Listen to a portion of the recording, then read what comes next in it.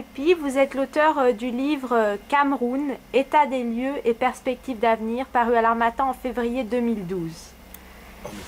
De quoi traite le livre en particulier? Disons que le livre traite de la situation du Cameroun un peu avant son indépendance et depuis l'indépendance jusqu'à nos jours.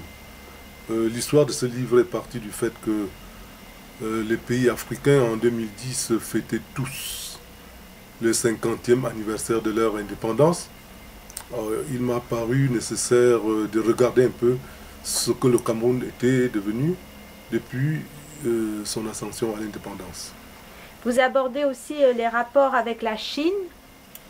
Oui, j'aborde les rapports avec la Chine parce que on a l'impression que la Chine trouve en Afrique une espèce d'exutoire pour son trop-plein.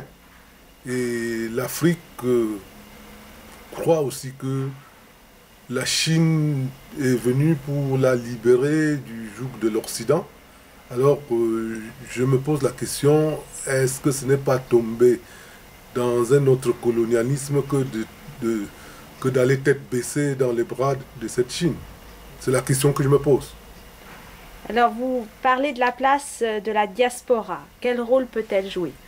Oui, la diaspora, comme j'ai essayé de faire une espèce de typologie, je pense surtout à la diaspora intellectuelle qui, vu l'état des pénuries en ressources humaines dans les pays africains à l'heure actuelle, alors qu'il y a un trop-plein de ces intellectuels, que ce soit des médecins ou des enseignants, qui sont en Occident, je me dis que cette diaspora peut être d'une très grande utilité en revenant dans leur pays d'origine.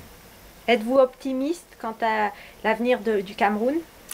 Je suis optimiste. Si on se base uniquement sur les errements présents, on peut ne pas être optimiste, mais quand je vois qu'ils ont d'autres écueils que le Cameroun a pu braver et être là où il est aujourd'hui, je ne peux qu'être optimiste.